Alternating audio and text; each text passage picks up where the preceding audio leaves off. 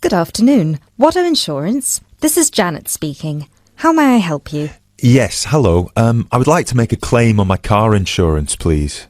Certainly, sir. First of all, I'd like to inform you that all of our calls are recorded for monitoring and training purposes. Is that okay? That's okay. Could you please tell me your full name? Sure, it's Mr. Bennett Fisher. Okay, sorry, how do you spell your surname? It's spelled Fischer. Great, thank you. I see that you have taken out a third-party fire and theft premium with us on a 2013 light blue Volkswagen Passat. Is that okay? Yes, well, almost. The colour is not light blue, it's light green. Okay, thank you for updating your information with us. What is the nature of your claim with us today? Last weekend, I had driven up to York on business and left my car in a monitored car park. However, it was only monitored until 8 p.m, and I did not return to collect it until 9:30 p.m, after which no car park staff were present. When I arrived at the car park, my car wasn't there. It must have been stolen. I see. Were there any valuable items left in your car which could have been seen from outside? Well, I had recently bought quite an expensive radio for my car, but the front panel is detachable, and I always stow it in my glove compartment. So, no, there wouldn't have been anything valuable on display. Okay, Mr. Fisher, thank you for that information. I'm going to send you some forms through the mail for you to fill in. Before I can do that, I need to ask you a couple more questions. Is that okay? Of course.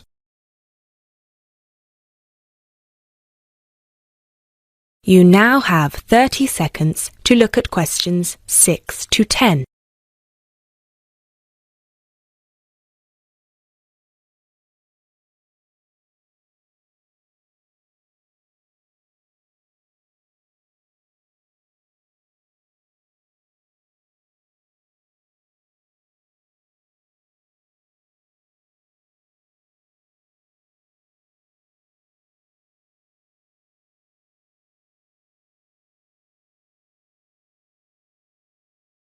Thanks, Mr. Fisher.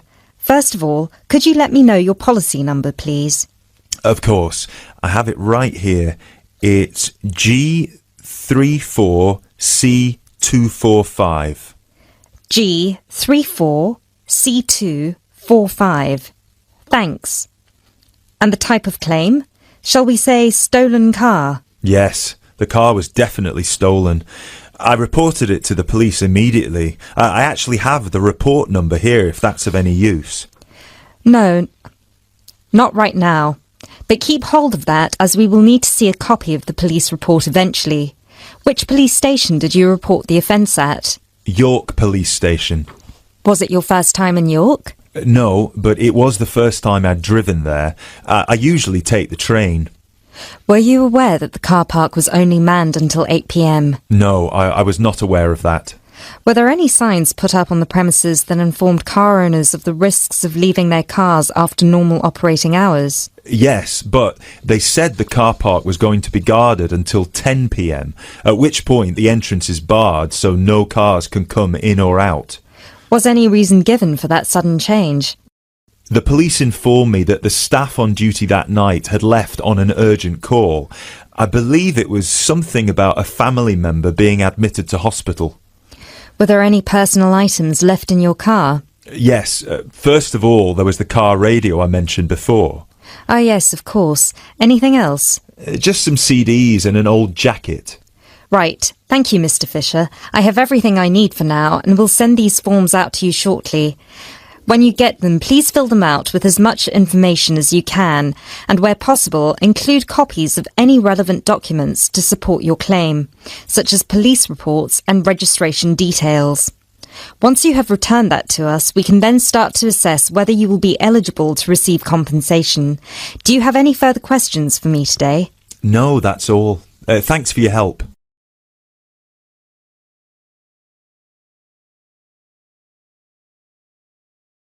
That is the end of part 1. You now have half a minute to check your answers.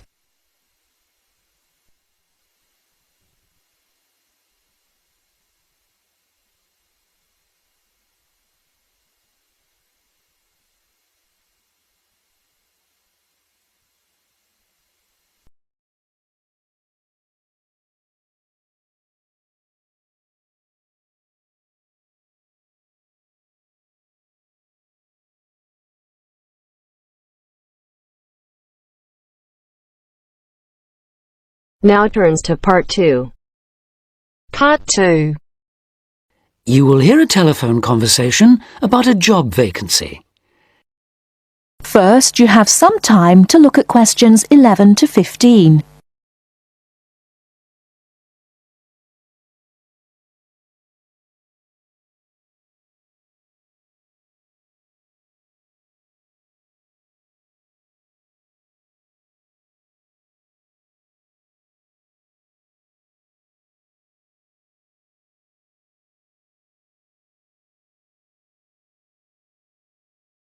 Now, listen carefully and answer questions 11 to 15.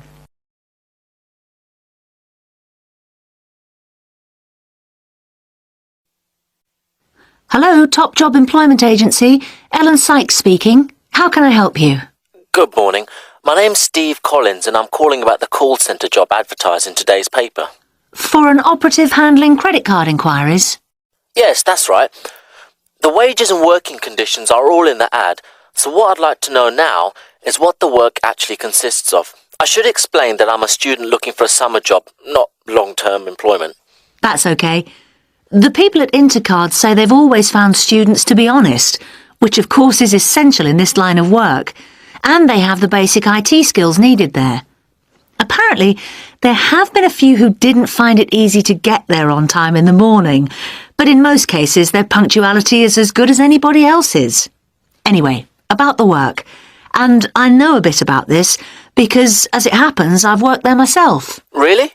Yes, for about a year. You'd find that most callers would be people wanting to check the balance on their cards, query payments made and so on. And from those who've had their card stolen? No, they ring another number for that, an emergency line. People also call that number if they lose their cards. And what are most callers like? I mean, what kind of people are they? All sorts, really. All ages, every kind of background. Though one definite trend is the change in the number of women. Nowadays, they make up around 55% of the total, whereas years ago, there used to be a majority of men calling. At one time, I heard, as many as 3/4 of all credit cards were actually held by men, but that must have been long before I was there. It's certainly different now. So to do this job, what sort of experience do I need? None, really. Have you got a credit card yourself? Yes, I have. Then you probably know quite a bit about them already. And as a student, you're obviously intelligent, which of course you need to be for the job. So after a day or so working with an experienced operative, I'm sure you'll have picked up enough to deal with routine inquiries, which of course most of them are. But there are bound to be questions I can't deal with, at least at first. What happens then? In that case, you can ask a supervisor. They're very helpful to new staff. I think I like the sound of this. What do I do next?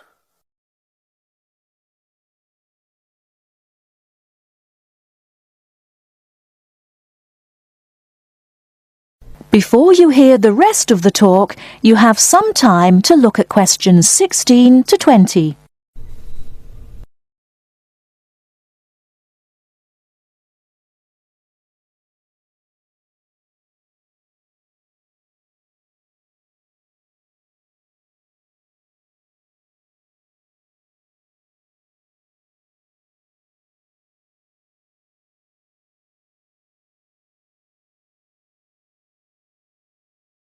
Now listen and answer questions 16 to 20. Can you get over there for 9:45 on Monday morning for an interview? Definitely, yes. Whereabouts are they? In Riverside Business Park. Do you know it?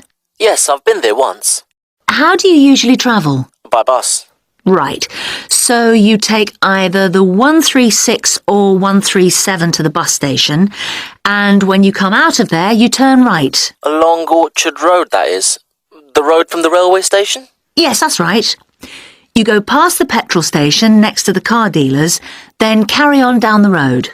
Do I take the first left at the main car park? Well, you could do that, and walk up Newfield Avenue alongside the shopping centre, but it's a long way round. I'd suggest continuing along Orchard Road with the water company and then the insurance offices on your right. They used to be local government offices, by the way. Yes, I remember those. And you keep going until you reach the advertising agency. Now, facing that is a small road called Cherry Lane. There's a newspaper office on the corner, and opposite that is a big hotel, so you can't miss it. And how far down that road is it? Well, they aren't actually in Cherry Lane. You walk as far as the next junction and turn right into Almond Drive at the mail centre. Intercard is in the third building on the right, between the airline offices and the shipping company. Fine. I'll be there on Monday. Thanks very much. Bye. Good luck. Bye.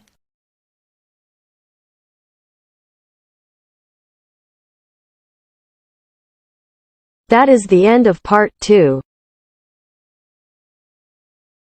You now have half a minute to check your answers.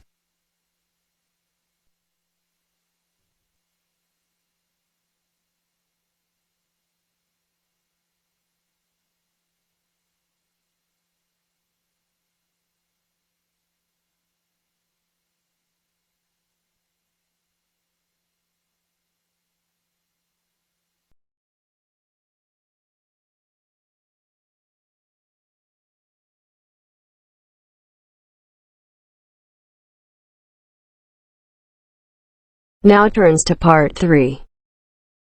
Part 3. You will hear a conversation between two students who will discuss a project they're working on together. You have 30 seconds to look at questions 21 to 27.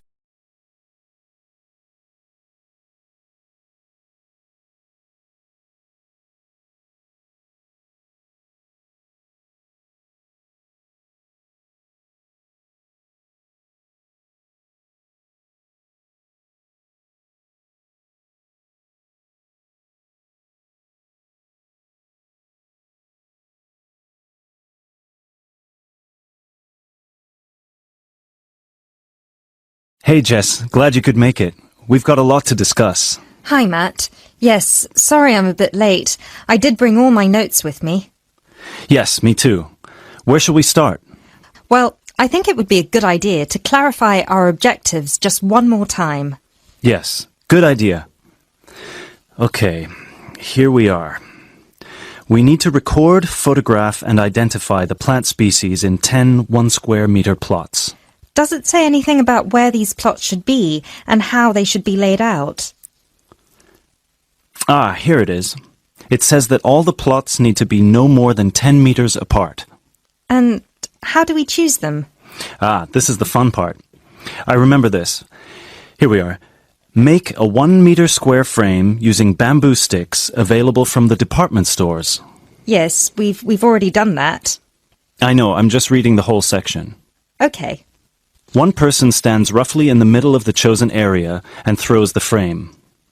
The other person uses a tape to mark out the square where the frame landed and returns frame to thrower. The thrower then turns a few degrees on the spot and throws again. The thrower must turn slightly after each throw and vary the force of the throw until after the 10th throw they are pointing in almost the same direction as the first. That sounds a bit complicated. That's only because it's all in writing. It's just a simple throw, turn, throw, turn, throw, turn until we have 10 squares. And I guess you want to do the throwing. Well, if you don't mind. I'm sure you'll be more accurate at marking the squares. Yes, I am sure I am, and I'm sure you've got a stronger throwing arm.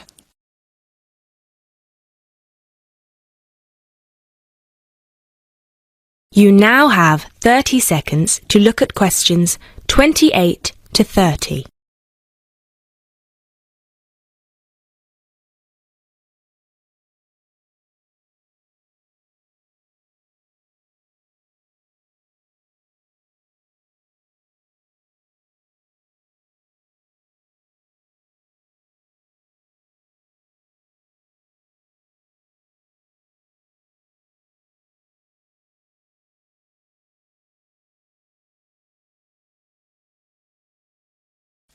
Okay, good. We've got that sorted. Now we need to decide where to go. Yes, I've been thinking about that and I've brought the map. Ah, well done. I forgot mine.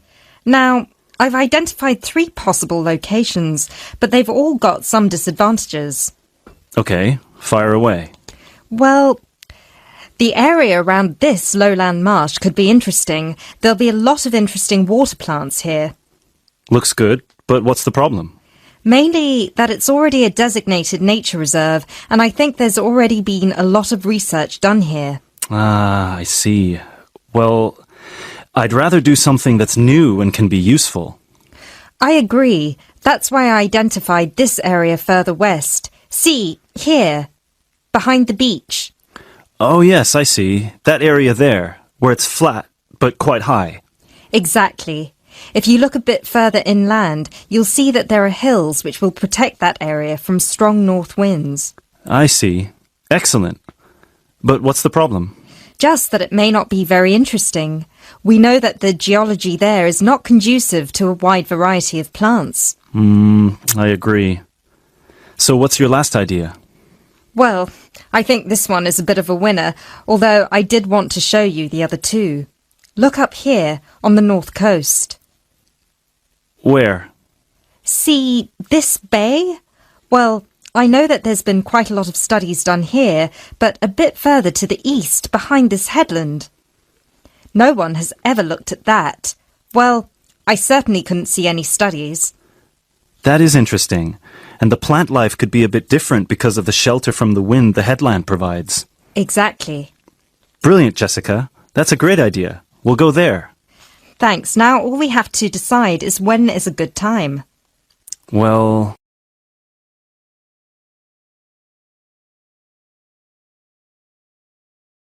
That is the end of part 3. You now have half a minute to check your answers.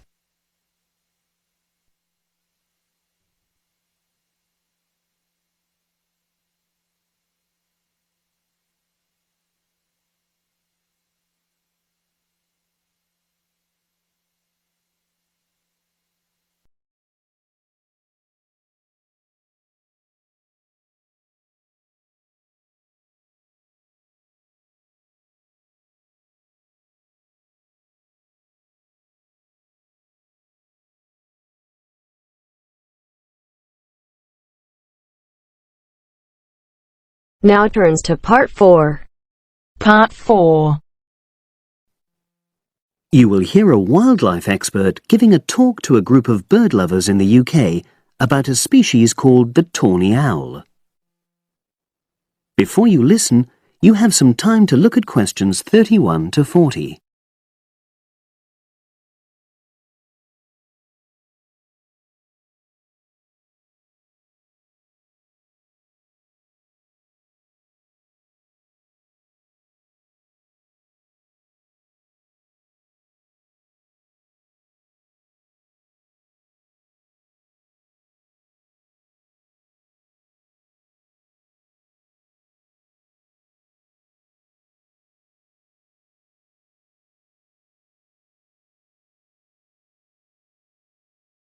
Now listen and answer questions 31 to 40. Good evening, everyone. You're all likely to be familiar with pictures of the tawny owl. Because of all the owl species in the UK, it's actually the most common one. But the chances are that you're more likely to have heard one than actually seen one, as it's also strongly nocturnal. This means that it normally ventures out at night. So, what kind of habitat does the tawny owl prefer? Well, a survey carried out in the 1980s confirmed that this owl is most likely to be found in woodland. If you look at a map of tawny owl distribution across Britain, you'll only see gaps in the treeless marshy areas of eastern England and in some of the more upland parts of northwest Scotland. However, you can sometimes find populations of tawny owls in urban areas too, either in parks or in large gardens. The tawny owl shows some obvious adaptations to its natural habitat. For example, both its wings and its tail are short, which helps it to maneuver through the trees. Also, the bird's plumage is a mixture of brown and grey, and this provides suitable camouflage for when the owl perches up against a tree trunk. Then there are its large eyes.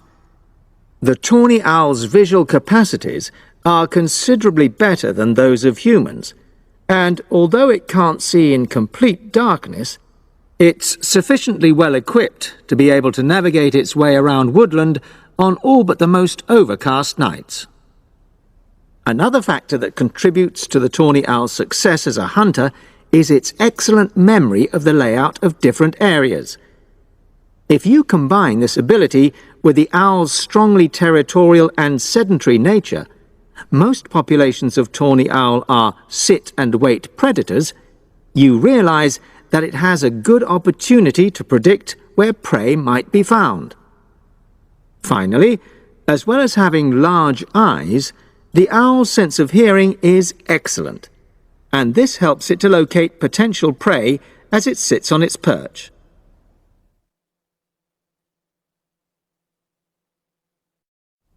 Turning now to the tawny owl's diet. Woodland tawny owls feed mainly on mammals, especially small ones, such as wood mice and bank voles. But they'll also take things like frogs or bats, or even fish, if they happen to be available. In urbanized landscapes, the owls seem to prey more on birds, so there are some differences there. Let's just look briefly now at survival rates in the tawny owl. Young tawny owls face a difficult time once they leave home, and 2 out of every 3 are likely to die within their first year. So, with such high mortality levels, it's a good job that established breeding pairs can produce young over a number of seasons and maximize their chances of passing their genes on to the next generation of owls. I've already mentioned the sedentary nature of the tawny owl, but it's not just adult tawny owls that are sedentary in their habits. Young birds, dispersing away from where they were born, rarely move far. The average distance is just 4 kilometres. There also appears to be some reluctance to cross large bodies of water. The owl is absent from many of the islands around our shores, with only occasional sightings in Ireland and the Isle of Wight off the south coast of England. Right, well, now I'll show you some photographs that have been taken in one or two of the... That is the end of part 4. You now have half a minute to check your answers.